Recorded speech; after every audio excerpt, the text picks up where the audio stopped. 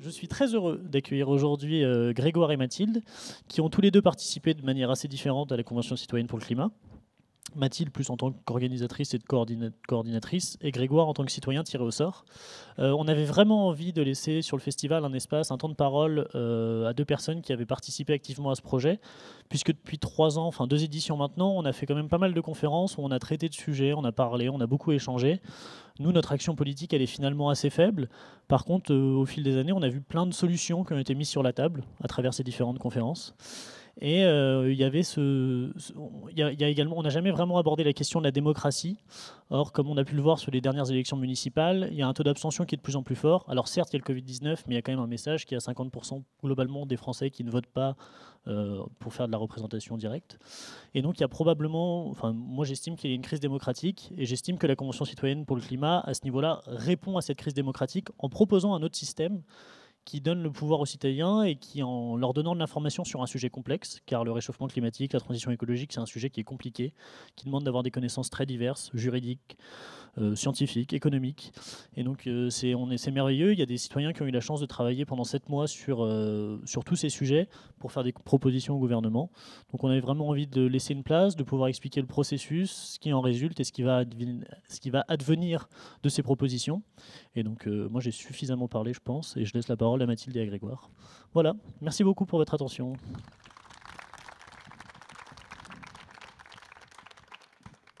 Bonjour à toutes et tous. Merci Mathieu. Je m'appelle Mathilde, j'ai une trentaine d'années et depuis 10 ans, je me réveille le matin en ayant en tête la question climatique, à la fois avec énormément de peur quand je me rappelle les chiffres que nous donnent les scientifiques du GIEC, scientifiques du monde entier qui bossent sur cette question-là, et en même temps beaucoup de joie de me dire il y a peut-être une autre façon de dessiner le monde beaucoup plus enthousiasmante avec une autre manière de vivre qui, moi, me donne beaucoup d'envie et me crée beaucoup de joie. Et en 2015, je travaillais au sein de l'équipe française pour la COP21, les négociations internationales sur le climat. Et un argument que j'ai beaucoup entendu pour ne pas aller plus loin sur la question climatique de tous les gouvernements du monde, c'est « moi, mon peuple, il n'est pas prêt à faire plus, donc je n'irai pas plus loin sur cet accord-là ». Et cet argument-là, il m'est resté dans la tête, et c'est la raison qui fait qu'aujourd'hui, j'ai un pied sur la question dans l'écosystème climat et un pied dans l'écosystème démocratie, parce que moi, je crois que la population est davantage prête que ce qu'on croit, mais à certaines conditions. À condition qu'on fasse confiance aux citoyens, qu'on leur donne la réalité des chiffres sur la question climatique, à condition qu'on ne les prenne pas pour des idiots et qu'on leur donne des cas de délibération et pas juste de la démocratie sondage, et à condition qu'on représente différemment que uniquement les élections. Ça veut dire que je suis contre les élus. Et donc, pour plein de raisons différentes, au moment où ont émergé le mouvement des Gilets jaunes, où un certain nombre de commentateurs ont finalement opposé fin du monde, fin du mois, les Gilets jaunes étaient anti-écolo. On est allé écouter avec des amis avec qui je travaille dans Démocratie Ouverte, c'est le collectif dont je fais partie, pour voir qui étaient ces gilets jaunes, quelles étaient leurs manières de se mobiliser, quels étaient leurs objectifs finalement. Et ce qu'on a découvert majoritairement, c'est difficile de parler des gilets jaunes de manière homogène, mais c'est des gens qui s'étaient sentis piégés parce que on leur imposait une taxe sur du carburant, sur laquelle ils n'étaient pas forcément tous contre sur le principe, mais piégés parce que c'est un carburant dont ils avaient besoin pour aller faire leurs courses ou pour aller travailler. Et on s'est dit là, il y a un enjeu parce qu'on a des gens en face de nous qui ont peut-être envie de faire cette transition écologique, qui sont prêts à la faire, mais qui socialement ne sont pas accompagnés pour pouvoir la faire. Et donc on a décidé de proposer quelque chose pour réconcilier fin du monde et fin du mois, qui est tout simplement de remettre la balle au centre et de permettre à des citoyens de décider eux-mêmes comment est-ce qu'on réduit drastiquement les émissions de gaz à effet de serre, tout en ayant un esprit de justice sociale extrêmement présent. Ça, c'est la première raison, c'est comment est-ce qu'on réconcilie fin du monde et fin du mois. C'est pour ça qu'on a poussé cette idée de convention citoyenne. La deuxième raison, c'est qu'on voit et on observe de très près avec Démocratie Ouverte ce qui se passe élection après élection. Et comme le disait Mathieu il y a un instant, on voit le niveau d'abstention et le nombre de non-inscrits sur les listes électorales qui augmente élection après élection. Et on sait tous, on voit tous qu'il y a un problème dans le système représentatif et qu'une partie de la population aujourd'hui a même des mots extrêmement durs, se dit délaissée, ne se sent pas représentée. Et il y a un niveau de confiance de l'ensemble des citoyens français vis-à-vis des élus qui est extrêmement bas, qui est de plus en plus bas d'année après année. Et donc l'idée qu'on a eue, c'est de dire s'il y a une crise de la représentativité, peut-être que c'est juste parce que les élus nous représentent imparfaitement. C'est pas leur faute, ça veut dire qu'ils sont tous pourris, qu'il faut tous les jeter. Mais ça veut dire que notre modèle démocratique n'est peut-être plus à jour, finalement, de la société dans laquelle on vit aujourd'hui ensemble. Quand on ne dit pas à jour, c'est que le niveau d'éducation des gens, en moyenne, il a énormément augmenté par rapport à l'époque où notre démocratie a été mise en place. Et l'autre truc, c'est qu'il y a une émergence des réseaux sociaux qui a été très forte dans la société. Donc on a pris l'habitude tous de donner notre avis sur les réseaux sociaux, de regarder, d'être non pas seulement des récepteurs, mais aussi des émetteurs de commentaires sur la vie politique ou sur un certain nombre de choses qui peuvent arriver dans la société. Et donc, on a souhaité pousser cette idée de tirage au sort, qui est non pas une manière qui vise à remplacer les élus, mais qui vient compléter une représentation imparfaite par une autre représentation imparfaite.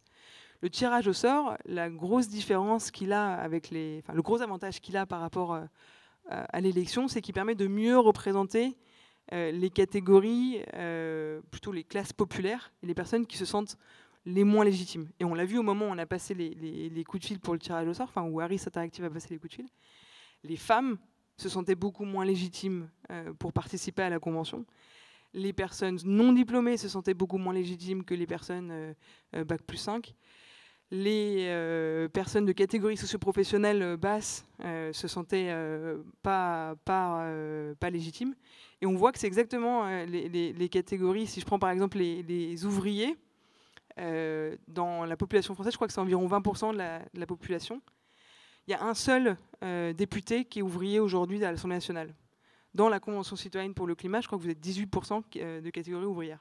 Donc on voit que ça permet de représenter peut-être plus justement, même si ça reste imparfait, les différentes catégories de la population française, donc que ça vient compléter finalement la représentation par les élus. Donc pour toutes ces raisons, on a décidé de créer un collectif où on rassemblait des gilets jaunes, des militants sur la question écologique et des professionnels de la participation citoyenne. Et ensemble, on a designé un processus qui est pas nouveau, qu'on n'a pas inventé, qui est le processus d'assemblée citoyenne et qu'on a beaucoup regardé, notamment ce qui s'était passé en Irlande il y a quelques années, où ils ont mis en place une assemblée citoyenne de la même manière que la Convention, qui a permis de légaliser l'avortement. Donc on s'est inspiré de ça pour imaginer et designer la Convention citoyenne pour le climat. Et puis on a écrit une lettre ouverte collectivement au président de la République qui, je vous passe certains détails, a fini par répondre favorablement. C'était un peu une bataille pour que les principes et des lignes rouges méthodologiques soient acceptés par le gouvernement. Et on est donc arrivé in fine à la Convention, où je vais du coup laisser la parole à Grégoire pour qu'il vous raconte comment ça s'est passé de l'intérieur. Mais en quelques mots, la Convention, c'est quoi? C'est 150 citoyens qui ont été donc tirés au sort. Je reviendrai juste rapidement sur comment est-ce qu'on a fait le tirage au sort, parce que ça, en général, ça pose beaucoup de questions, qui se sont rassemblés pendant 7 sessions, sur 9 mois. Des sessions qui durent environ 2 jours et demi, 3 jours chacune, et pendant lesquelles ils avaient pour mandat d'avoir des propositions pour réduire d'au moins 40% les émissions de gaz à effet de serre dans un esprit de justice sociale. J'en dis pas plus, je reviendrai sur la question du tirage au sort plus tard. Je laisse peut-être Grégoire vous raconter comment ça s'est passé pour lui. Bonjour à tous, donc voilà, moi je m'appelle Grégoire, j'ai été un des 150 citoyens tirés au sort. Donc moi j'ai une trentaine d'années aussi, sauf que ça fait pas 10 ans que je réfléchis au climat, ça va faire que 9 mois. Je suis quelqu'un qui se posait pas beaucoup plus de questions que ça, qui n'avait aucune connaissance. Je me consacrais à ma petite vie, à mon boulot, à ma fille. Puis voilà, il y a 9 mois, j'ai reçu un SMS et on m'a dit, bah voilà, vous avez été tiré au sort pour participer à la Convention citoyenne pour le climat. Je ne savais pas du tout ce que c'était, je ne savais pas du tout à quoi ça correspondait, à ce qu'on allait me demander. Et j'ai fini par dire oui, plus par civisme, plus en me disant, bah voilà, on me demande à moi de donner mon avis. Je fais partie de ces citoyens qui se sentent parfois difficilement représentés, donc qui regardent la politique d'un œil un peu en biais en disant bon, bah voilà, on me propose des choses, est-ce que je m'y retrouve? Donc j'ai dit oui. Et je me suis trouvé embarqué donc, dans une histoire avec 149 autres personnes que je ne connaissais pas, qui, par le tirage au sort, on est tous différents, on représente tous des choses différentes. Moi, j'ai fait partie donc, des 3% de Normands. On est 4 Normands dans la convention. Bah, voilà, je suis un de ceux-là. Ça aurait pu tomber sur mon voisin, sur ma femme, sur mon cousin, sur vous. C'est tombé sur moi. Pendant ces 9 mois, comment on a travaillé? On a travaillé en fait déjà à 150 personnes différentes, c'est compliqué de les mettre autour de la table et de leur dire vous allez essayer de vous mettre d'accord sur un sujet, surtout sur un sujet aussi complexe qu'est le climat. Donc on a commencé durant les premières sessions par avoir un socle d'informations. Ce socle d'informations, c'est important de se prendre en compte qu'on parlait à des gens comme moi qui potentiellement ne connaissaient vraiment pas grand-chose. Certains étaient mobilisés, sensibilisés, d'autres pas. Donc on est parti de loin pour arriver avec ce socle commun où on a pu rencontrer des gens du GIEC, des gens du terrain, des politiques, des associations, pour nous expliquer qu'est-ce qu'il en était et pourquoi est-ce que ça ne fonctionnait pas. Pourquoi est-ce qu'en fait, on avait tous conscience qu'il y a quelque chose qui n'allait pas, mais en fait, on n'arrivait pas à changer. Pas à changer le système, pas à changer les gens, pas à changer les politiques, pas à changer le système. Voilà, il y avait des blocages. Tout le monde était assez conscient du blocage, mais on n'arrivait pas à savoir comment est-ce qu'on pouvait avancer. Donc voilà, c'était tout l'enjeu. On vous met, vous, 150 citoyens autour de la table, discutez et proposez-nous des choses. Proposez-nous 5 solutions, 10 solutions. On en est sorti au bout de 9 mois avec 150. Voilà, ils ne s'attendaient peut-être pas autant, mais c'est ce que nous, on a voulu produire. Pour notre travail, on a été dispatché en 5 groupes thématiques où on a été tiré au sort. Moi, j'étais dans le groupe Se loger, on a traité du bâtiment, mais il y avait aussi le groupe Se déplacer, Se nourrir, produire et travailler et consommer, afin en fait de partir par le bas, partir par le quotidien des gens et non pas partir par quelque chose de systémique qui arrivait par le haut. Et c'était une manière pour nous les citoyens de nous sentir impliqués, concernés et de pouvoir donner nos avis sur des choses de la vie quotidienne. Comment est-ce que je rénove ma maison? Comment est-ce que je consomme mieux? Comment est-ce que je peux aller au boulot en polluant le moins possible? Et en partant par ce bas, en fait, par cette vie quotidienne, on arrivait à établir des priorités, à établir des leviers. Et à chaque fois, on se demandait, mais en fait, ça, pourquoi est-ce que c'est pas mis en place? Pourquoi est-ce que c'est pas fait? Quel est le blocage? Et avec ça, on a rencontré tous les acteurs. C'est-à-dire qu'on n'a pas été influencé par un socle d'informations qui est venu nous donner la bonne parole et nous dire quoi faire. C'est-à-dire, nous, citoyens, on est allé dire, bon, bah voilà, on parle de déplacement, j'ai envie de rencontrer les Gilets jaunes et j'ai envie de rencontrer le patron de Peugeot. Et j'ai envie de les mettre ensemble et de les faire discuter pour essayer de comprendre, en fait, c'est quoi le problème? Où est-ce que ça bloque?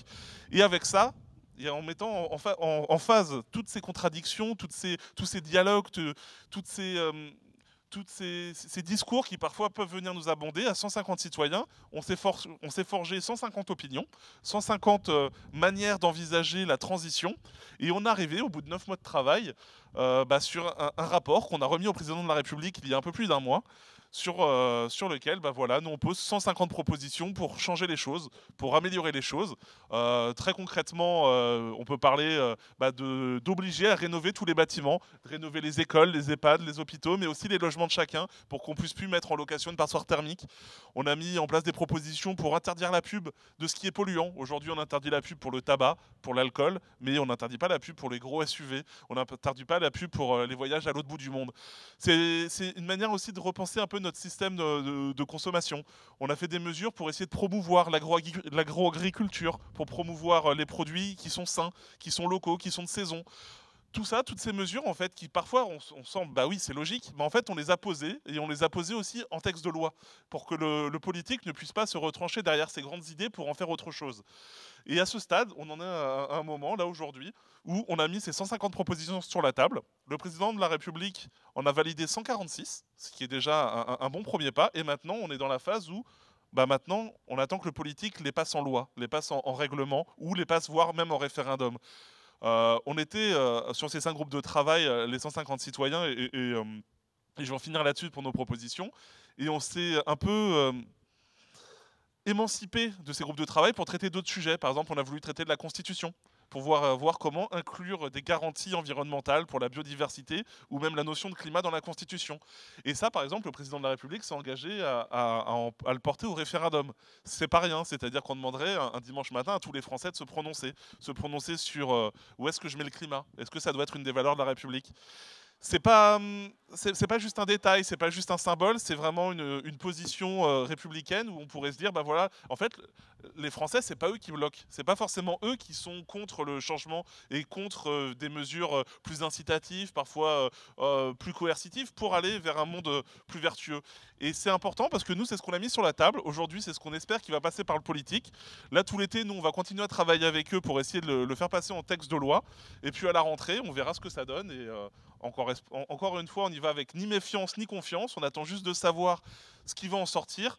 Mais pour moi, la vraie réussite, déjà en tant que citoyen juste tiré au sort, c'est de me dire que l'information que j'ai eue m'a permis de changer, m'a permis d'appréhender autrement mon quotidien et la vie collective, de me dire qu'en fait la démocratie par le bas, bah, ça fonctionne aussi. Hein. Les politiques nous disent parfois « c'est très compliqué, on peut pas le faire ». Bah, nous on s'est mis à leur place et en fait on s'est rendu compte que c'est compliqué, oui, mais on peut le faire. On a pu sortir des propositions. Maintenant il faut l'étape d'après. Et l'étape d'après, ce sera un temps politique, un temps qui n'appartiendra plus à nous 150, mais à l'ensemble de la population française.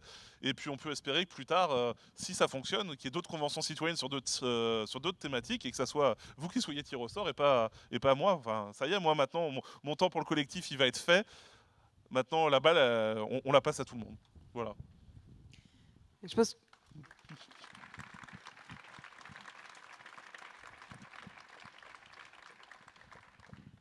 Peut-être juste sur là où on en est et ce qu'on peut déjà tirer comme enseignement, parce que c'était une première en France, hein, d'avoir un tirage au sort de cette ampleur sur un sujet, sur cette week-end, c'est une première en France, et donc ça pose énormément de questions. Et puis il y a des choses qu'on a très bien faites, et il y a des choses qu'on a aussi mal faites. Donc on est en train de faire un bilan honnête pour que chacun puisse tirer les leçons. Et il y a beaucoup de collectivités locales qui veulent lancer à leur échelle des conventions, à la fois sur la question climatique, mais aussi sur d'autres sujets, où cette convention a permis de faire la démonstration que, oui, quand on fait confiance à des citoyens tirés au sort, qu'on les met dans un cadre de délibération avec un bon niveau d'information, ils sont capables d'arriver à des propositions qui sont sérieuses, qui sont solides, qui sont ambitieuses, qui sont cohérentes.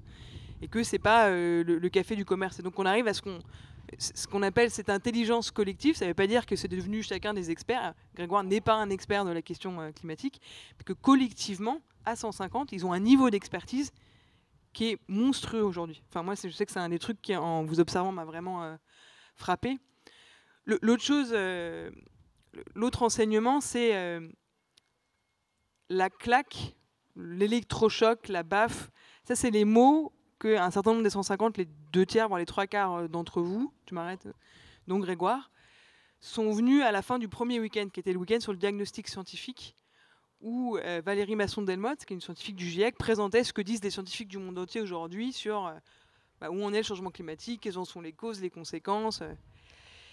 Et à part quelques climato-sceptiques qui ne le sont plus aujourd'hui, la plupart d'entre eux avaient conscience que, oui, il y a un problème avec le climat. Mais finalement, une espèce de conscience de c'est pour mes petits-enfants, c'est dans longtemps, ou c'est pas très grave pour le moment. Et cette claque, ça a été le moment de prise de conscience de en fait, c'est urgent et il y a un niveau d'impact extrêmement fort, y compris en France. Et ça va pas être que pour mes petits-enfants, mais ça va aussi me concerner moi. Alors, selon les âges, c'est plus ou moins vrai.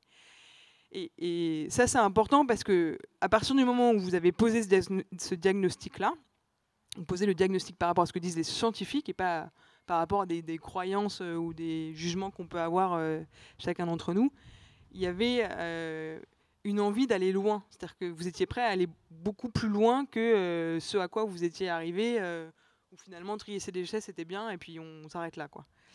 Et je crois que cette prise de conscience, et c'est tout l'enjeu de la phase dans laquelle on arrive maintenant, c'est comment est-ce qu'on fait sortir cette prise de conscience des 150 à l'échelle de la société. Et c'est aussi pour ça que l'outil du référendum est proposé par les 150. Alors le référendum, ça peut faire peur. C'est un outil à double tranchant. Et on l'a vu dans l'histoire, dans d'autres pays très récemment, mais aussi dans le nôtre. Et donc c'est pas un outil que la Convention utilise à la légère. C'est utilisé à nouveau inspiré du modèle irlandais où, comme je disais, la légalisation de l'avortement a été permise. Ça a été permis parce qu'il y a eu d'abord une assemblée citoyenne tirée au sort, puis un référendum. Et pourquoi le référendum? C'est que ça permet justement de faire sortir les débats qui ont eu lieu au sein de l'assemblée citoyenne à l'échelle de la société pour que ça embarque vraiment toute la société et pas juste 150 citoyens représentatifs de cette diversité de la France. Et donc, c'est extrêmement important que ce référendum ait lieu pour que chacun d'entre vous puisse s'en emparer. Et peut-être que ce ne sera pas un référendum, mais plusieurs référendums sur différentes questions pour éviter des risques plébiscitaires avec un vote pour ou contre Emmanuel Macron, parce que c'est le président de la République qui pose la question. Donc tout ça, c'est des enjeux qui vont arriver tout début 2021 si tout va bien.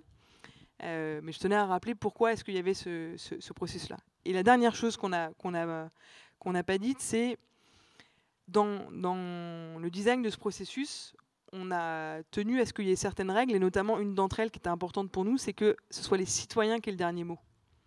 Pour pas que ce soit comme dans le grand débat, où beaucoup de citoyens français ont été un peu déçus de voir, bon bah finalement, il y en a plein qui ont fait des propositions, pour ceux qui ont accepté de faire des propositions, et puis qui ont eu l'impression finalement de se faire un peu instrumentalisé parce que le président de la République reprenait une partie seulement des propositions, et pas forcément celles qui étaient les plus soutenues, mais celles qui l'intéressaient lui le plus. Et donc un certain nombre de Français se sont sentis un peu bafoués dans ce processus de participation citoyenne. Et donc une des choses qu'on pousse nous énormément dans la participation citoyenne, c'est que c'est très bien de consulter. Et le grand débat est la plus grande consultation qui a jamais été faite en France. Mais il y a un grave problème dans la méthode, c'est que soit on s'engage en amont à dire qu'est-ce qu'on va faire des propositions, et la règle est claire, bah, c'est celles qui vont être le plus soutenues, ou c'est celles qui correspondent à ma ligne politique, ou je ne prendrai que 3, mais quelque chose qui permet aux citoyens de savoir c'est quoi les règles du jeu. Et donc là, dans les règles du jeu, on a tenu à ce qu'il y ait une dernière session, ce qu'on appelle entre nous la session 8, qui aura lieu à la rentrée, octobre-novembre a priori, lors de laquelle les 150 pouvoir juger sur les actes s'ils sont satisfaits, est-ce qu'ils sont furax de ce que le gouvernement a fait de leur travail. Et quand je dis sur des actes, c'est qu'à la fin de l'été et au début du mois de septembre, vont arriver sur la table du Parlement le plan de relance, dans lequel il doit y avoir certaines propositions de la Convention citoyenne pour le climat, mais aussi un projet de loi qui reprend toutes les propositions de la Convention citoyenne pour le climat.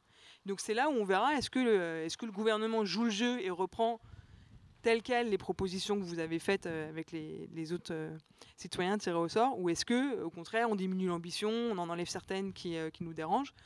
Aujourd'hui, tu le rappelais, ce que le président de la République a dit, c'est qu'il reprenait telles quelles 146 des mesures sur 149, en mettant 3 jokers. Une sur le 110 km/h sur autoroute, qui a fait couler beaucoup d'encre, et on pourra en revenir si vous voulez savoir aussi pourquoi est-ce que les 150 ont proposé ça, et pourquoi est-ce que c'est la seule proposition, quand on regarde les sondages, qui n'est pas soutenue par les Français. Toutes les autres sont plébiscitées. Et au sein de la Convention elle-même, c'est une proposition qui a fait extrêmement débat. Où au début, la majorité d'entre vous était contre, et au final, elle a été votée à 60% pour et 40% contre. Donc on voit que ça fait vraiment débat. Donc il a éliminé le 110 km/h, il a éliminé l'idée de prendre 4% des dividendes sur des entreprises qui versent plus de 10 millions de dividendes par an à leurs actionnaires.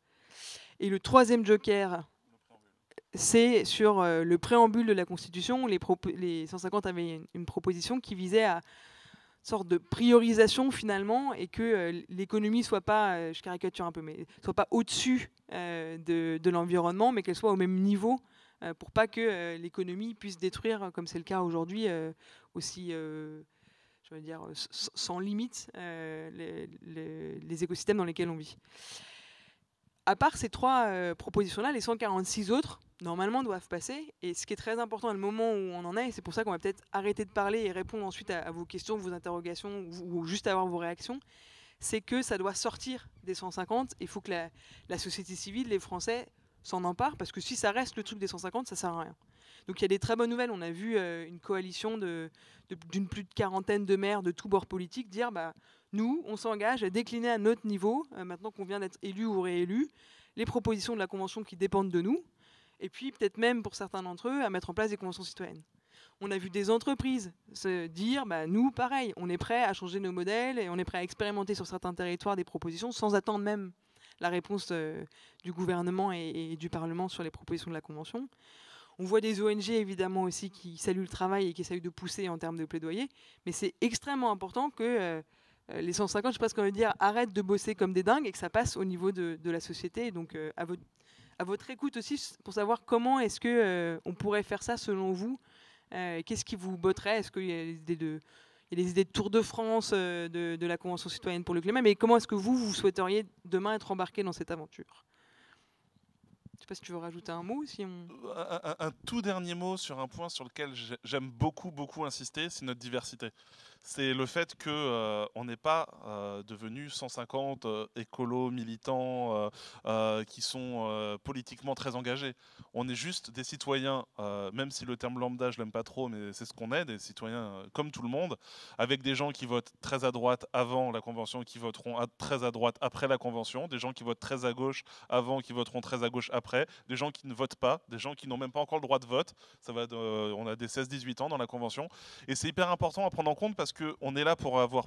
On a essayé de produire quelque chose qui est un bien commun et qui n'est un objet politique, certes, mais qui ne doit pas être partisan. On ne doit pas se le faire approprier par certains et pas par d'autres. Pour moi, j'aime bien finir par ça parce que c'est une manière de dire maintenant, ce bien-là, il est à tout le monde, c'est à tout le monde de le défendre, mais quelles que soient vos opinions politiques, c'est pas le sujet. Là, on parle de l'environnement, on parle du climat et on parle de mesures qui ne cherchent pas à favoriser telle population ou telle population. L'idée, c'est qu'on fasse tous quelque chose et c'est la question qu'on peut se poser, c'est qu'est-ce que nous, on est prêt à faire, chacun. C'est la question que nous, on s'est posée à 150. Qu'est-ce que je suis prêt à accepter? Peut-être vous allez démarrer sur 10 propositions sur 150 et vous verrez que dans 9 mois, vous serez comme nous, vous en validerez 149. Donc voilà, pour moi, c'est le chemin vers lequel on a envie d'emmener tout le monde maintenant. Et comme tu dis, que nous, ça y est, on laisse la place et qu'on se repose un petit peu. On peut en parler pendant des heures parce qu'on est très bavards tous les deux, mais le plus intéressant, c'est quand même plus de répondre à si vous avez des questions. Je sais pas comment ça se passe en termes de micro. J'ai un petit micro HF. Bonjour. Moi, je fais partie d'un collectif local. On s'est un peu engagé au niveau des élections pour faire bouger les choses auprès des candidats. On fait le même constat au niveau local d'un problème démocratique. C'est la même chose. Et on a essayé de porter une des idées parmi d'autres, c'était de faire des commissions co-constructives au niveau municipal, où il y a une part de tirage au sort, d'une part de citoyens tirés au sort, avec des élus, avec des représentants associatifs, des représentants d'entreprises, pour que ils soient plus présents et qu'il y ait, pour les mêmes raisons, plus de diversité dans les commissions qui toucheraient à peu près tous les sujets d'une commune ou de l'agglomération. Et souvent, ce qui nous est rétorqué, c'est que oui, c'est bien, mais c'est trop cher, c'est trop compliqué à mettre en place.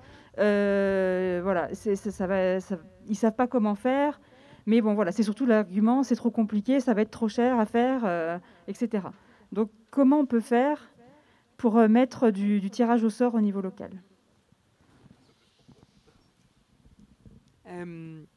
C'est normal que ça fasse peur au début, parce que c'est nouveau. Enfin, en France, il y a plein de pays où il y a du tirage au sort un peu partout et où ça se passe très bien. Et d'ailleurs, où la démocratie va mieux. C'est-à-dire, l'argent, on le met là où on veut. Là, par exemple, il y a la région Occitanie à la rentrée qui lance une convention citoyenne sur le format de la Convention citoyenne pour le climat pour définir, transformer finalement son plan de relance en plan de transformation pour vraiment que ça aille vers la transition écologique socialement juste en impliquant les citoyens. Et ils ont débloqué le budget donc, parce que la région a décidé de faire ce choix politique. C'est un choix politique de mettre de l'argent dans la démocratie. Si on considère que c'est un problème parce que notre démocratie va mal, on peut débloquer des budgets pour ça. Un tirage au sort, c'est pas non plus un coup faramineux. Après, que ce soit vu comme complexe parce que c'est nouveau, parce qu'on ne sait pas le gérer, parce que ça demande de l'animation, ça c'est vrai. Et donc, il y a un certain nombre d'acteurs aujourd'hui qui sont en train de s'organiser pour pouvoir accompagner les élus qui s'y intéressent. Démocratie ouverte en fait partie, mais il y en a d'autres. Et s'il y a des collectifs, je ne sais pas si c'est le pacte pour la transition dont vous faites partie. Oui, c'est Alternatiba et on a suivi le pacte pour la transition. Et ben, si demain Alternatiba a envie de se saisir de ce sujet-là, on est ravis de collaborer avec vous pour vous former, que vous puissiez demain être en direct avec les différents élus que vous avez, parce que vous êtes sur tout le territoire pour le coup, de savoir leur présenter comment est-ce que ça fonctionne, combien ça coûte, comment mettre en place un comité d'organisation. Au niveau de la région Occitanie, il y a un comité d'organisation dans lequel il y a une dizaine de personnes, y compris évidemment des personnes de la mairie, qui sont passées par un institut de sondage, qui est Harris Interactive, pour faire un tirage au sort qui coûte beaucoup moins cher évidemment que la Convention citoyenne nationale parce que c'est pas à la même échelle. Tout ce qui est défraiement et indemnités, ça c'est à voir pour chacune des régions, pour chacune des collectivités, ce à quoi ils sont prêts. Nous on pousse avec Démocratie Ouverte pour que demain le statut de citoyen tiré au sort d'une convention soit un peu le même que les jurés d'assises, ou que ce soit déjà obligatoire quand on vous appelle de participer. Ça évite un certain nombre de biais, ça coûte moins cher aussi. Et aussi que ça puisse permettre de renouveler notre démocratie, parce que si chacun d'entre nous, on participe à un processus délibératif comme ça, je pense que notre démocratie demain, elle se porte vraiment beaucoup mieux, parce qu'on fait cet exercice du débat. On se rend compte, j'ai entendu beaucoup de phrases sur ce que disait Grégoire sur la diversité, de gens qui ne sont pas du tout pareils, et qui disent clairement... je ne pensais pas rencontrer des gens aussi différents dans ma vie. Je ne pensais pas que dans mon pays, il y avait des gens qui pensaient aussi différemment de moi. Où on a ce truc de concentration de bulles renforcée par les réseaux sociaux. Et donc, je pense vraiment que c'est un bel outil pour faire ça et qu'il y a les méthodes, elles existent. Et qu'au niveau local, pour le coup, ça ne coûte pas si cher, à condition que les élus aient vraiment envie d'adresser ce problème démocratique. Donc, à votre dispo, si besoin, pour aider Alternatiba et construire ça ensemble. Est-ce qu'il y a d'autres questions ?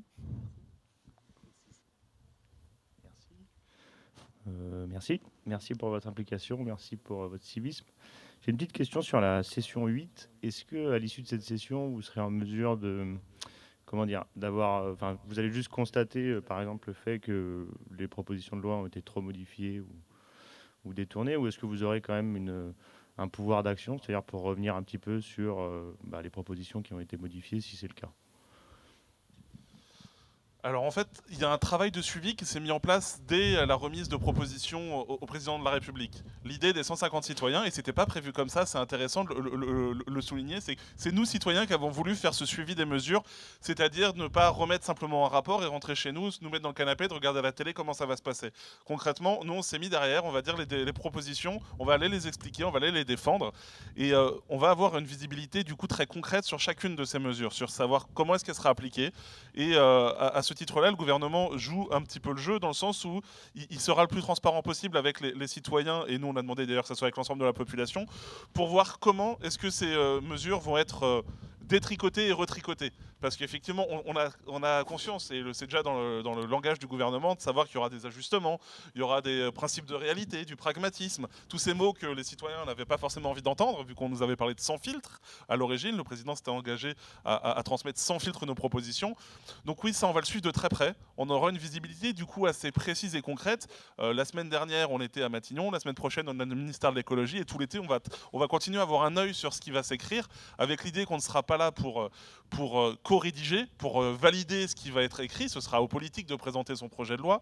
Mais nous, citoyens, on sera très vigilants à ce qui sera proposé. À cette session 8, donc là, peut-être je laisserai la parole à Mathilde pour nous le dire, mais les citoyens pourront se prononcer justement pour donner un baromètre de ce qu'il est. Mais l'idée aujourd'hui, je ne crois pas qu'il est de réécrire nos propositions à l'issue de faire une contre-proposition encore au gouvernement. On n'est pas dans un jeu de production de questions-réponses. Nous, notre rôle, c'est de produire des propositions et elles sont, je pense, suffisamment précises via les 400-500 pages et la transcription logistique, c'est-à-dire les textes de loi qu'on a rédigés derrière. Notre travail, il est fait. On sera pas là pour dire, bon, on avait dit 30%, vous avez dit 40%, on va essayer de se mettre d'accord sur 35%. Nous, on ne négocie pas, on n'est pas des politiques, on est juste des citoyens. Donc ça, ce ne sera pas le mandat. Non, en revanche, on pourra dire oui, notre travail a été dénaturé, non, notre travail a été respecté, peut-être sur tel périmètre, mais encore une fois, on n'est pas des élus et on ne sera pas là pour avoir ce rôle politique, mais en revanche, ce rôle de vigie citoyenne, ça oui, on l'aura. Et on essaiera d'être suffisamment neutre, autonome, indépendant, comme on l'a été depuis ces 9 mois, dans notre diversité, ce qui nous protège aussi de pas mal d'attaques de part et d'autre, pour pouvoir dire oui, effectivement, on n'a pas été écouté, oui, on a été écouté, et de toute façon, nos idées, maintenant que c'est un bien commun, si elles ne sont pas appliquées maintenant, on fera tout pour qu'elles soient appliquées dans 6 mois, dans 1 an, dans 2 ans. Des élections, on en a souvent, et nous, ce qu'on veut, c'est que tous les partis politiques puissent s'engager à retranscrire le plus gros quota possible de nos propositions. Encore une fois, dans une logique non partisane, on ne regardera pas l'étiquette du candidat. Nous, ce qu'on veut, c'est que nos propositions passent. Et si ce n'est pas maintenant, on le dira, mais on continuera à pousser pour qu'elles passent dans 6 mois. Voilà. Ouais, la question qui est posée là, c'est est-ce que le contrat va être respecté? C'est-à-dire que le contrat, c'était quoi entre les 150 et le président et le gouvernement? Côté 150, ils avaient pour mission de avoir des propositions qui réduisent drastiquement les émissions de gaz à effet de serre dans un esprit de justice sociale. Le job, il est fait. Leur part du contrat, elle est respectée. Et ils ont fait cette démonstration que oui, les citoyens sont prêts et c'est sérieux ce qu'ils proposent. Maintenant, on arrive sur l'autre partie du contrat. Est-ce que le gouvernement, oui ou non, va tenir la sienne, qui est de passer sans filtre les propositions à la voie réglementaire, à la voie parlementaire, à la voie réglementaire? On a déjà un sans filtre qui est un peu amoché dans le sens où il y a 3 jokers qui sont mis. Je vous laisse juge de définir ce que vous pensez d'avoir 3 jokers sur 149. Est-ce que c'est beaucoup? Est-ce que c'est pas beaucoup? Ça, chacun est libre d'avoir sa position là-dessus. J'ai moi-même la mienne qui est et au sein des 150, vous n'avez pas tous la même. Par contre, ce qui est important, c'est qu'on a vu au lendemain de la sortie des propositions de la Convention les différentes réactions politiques. Et c'est ça qu'on voulait. On savait très bien quand on a lancé ça avec les Gilets citoyens que non, le président de la République n'allait pas tout reprendre sans filtre. Enfin, pas complètement naïf. Par contre, que ça crée du rapport de force, parce que ça devient un objet politique et que les différents partis s'en saisissent, ça c'était important pour nous. Et ça, à ce stade, en tout cas, la mayonnaise a l'air de prendre, dans le sens où tous se sont positionnés, chacun avec, je crois que peut-être pas faire le positionnement de chacun, mais en gros, FN, RN et LR sont plutôt contre le processus en tant que tel et les propositions qui en sortent. Et l'REM est un peu divisé, mais officiellement, la parole gouvernementale dit on reprendra tout. Le PS suit. Le PC, je ne sais pas ce qu'ils disent. Et ELV, ils sont complètement derrière. Et les filles, ils ont carrément sorti un site sur lequel ils mettent chacune des mesures et ils disent qu'ils sont prêts à soutenir 90% des mesures. Et donc là, on voit bien que la pression politique, elle augmente parce que derrière, c'est des votes au Parlement. C'est, en effet, il y a des élections qui arrivent, y compris l'élection présidentielle auquel le président de la République, mais tous les autres sont déjà aussi en train de penser. Donc c'est dans ce jeu-là qu'arrivent les moments de tension sur les propositions de la Convention. Et donc tout ne passera pas là. Mais par contre, le rapport de force et la mise à l'agenda de ces questions-là, ça c'est fait. Et je pense que c'était important de le faire sous cette forme-là. On a peut-être le temps pour une toute dernière question, assez courte si possible, pour qu'on puisse commencer le concert dans la foulée, en espérant qu'on évite la pluie. On a pris juste une petite averse. Alors, très rapidement, on me pose la question du tirage au sort. Comment ça s'est passé? On a mandaté Harris Interactive, qui est donc un institut de sondage, pour... ça a marché en plusieurs phases. La première phase, c'est de générer aléatoirement, donc avec un ordinateur, un très grand nombre de numéros de téléphone. 250 000 en tout. 85% de portables, 15% de fixe. Dans ces numéros de téléphone, il y en a qui n'étaient même pas encore attribués par les opérateurs téléphoniques. Évidemment, tout ça, ça s'est fait sous le contrôle d'un huissier pour qu'il n'y ait pas de tricherie et tout ce que vous voulez. La deuxième étape, ça a été d'appeler ces numéros de téléphone. Et puis, à chaque fois que les gens appelaient, ils présentaient voilà, la Convention citoyenne pour le climat, vous avez été tiré au sort, ça va se passer comme ci, comme ça. Est-ce que vous êtes d'accord pour être disponible sur cette session de 3 jours? Et donc, chacune des personnes répondait. Et ce qu'on avait mis en place pour être représentatif, parce que représentatif statistiquement, vous ne l'êtes qu'à partir de plus de 1000 personnes. Une délibération à 1000 personnes, c'est très, très, très, très compliqué et ça coûte pour le coup très cher. Donc on a décidé de faire comme en Irlande, un dispositif avec 150 personnes où du coup on fonctionne avec la méthode des quotas, c'est-à-dire qu'on définit 6 critères sur lesquels on souhaite que les 150 soient représentatifs, ça veut dire dans les mêmes proportions que la société française. Les 6 critères, c'est un critère de sexe, donc il y a autant de femmes, un tout petit peu plus de femmes dans la société française que d'hommes, c'est exactement la même chose dans la Convention.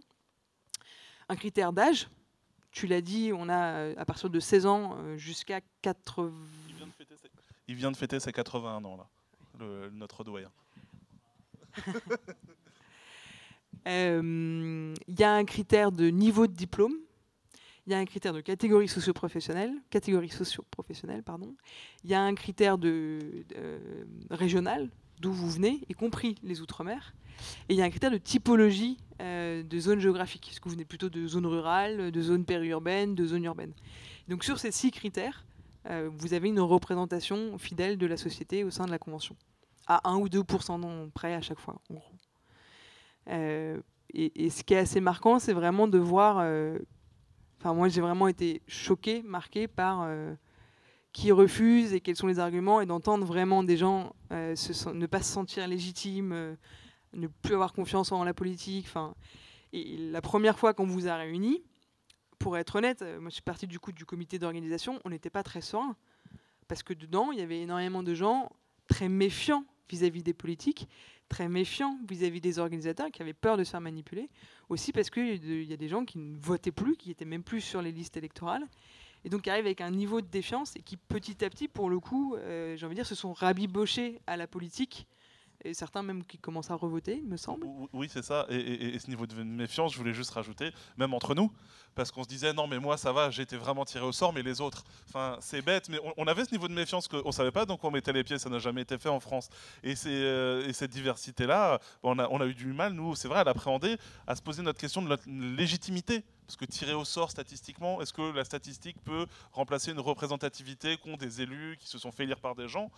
Ça pose beaucoup de questions. Pour nous, c'est quoi ce poids qui nous tombe sur les épaules juste parce que mon numéro de téléphone a été tiré au sort, voilà. Et c'est ce côté mini-France où à 150 on est légitime, tout seul on ne vaut pas grand-chose, mais à 150 on représente justement cette statistique tirée au sort. Et voilà, après, on a appris à se connaître dans notre diversité et de voir une personne sans domicile fixe se mettre autour de la table et de parler de justice sociale avec un chef d'entreprise, un agriculteur, un artisan et un employé. C'est passionnant. Enfin, on a envie de se mettre autour de la table, juste de regarder et d'écouter, parce que c'est des échanges, et surtout qu'à la fin, par consensus, on arrive à se mettre d'accord. Et ça, c'est ce qui fait que ce tirage au sort, pour moi, ça a été une vraie réussite. Et j'étais quelqu'un de très très sceptique sur le tirage au sort avant, parce que pour en avoir déjà entendu parler avant, je me disais, mais c'est quoi, comment on va réussir à mettre tout le monde d'accord, faire parler de choses aussi différentes, sur qui ça va tomber. Je ressors convaincu et je me dis non, mais faut le généraliser, faut pouvoir le faire à tous les échelons, notamment au local, parce que ça permettra aux gens enfin de se dire que le politique les écoute. Et c'est ça que moi j'appelle la démocratie par le bas, c'est de se dire en fait on a tous quelque chose à dire et pas forcément quelque chose de bête. Donc voilà, ça fonctionne selon moi en tout cas. Je crois que c'est un super mot de la fin. Merci beaucoup. Et puis...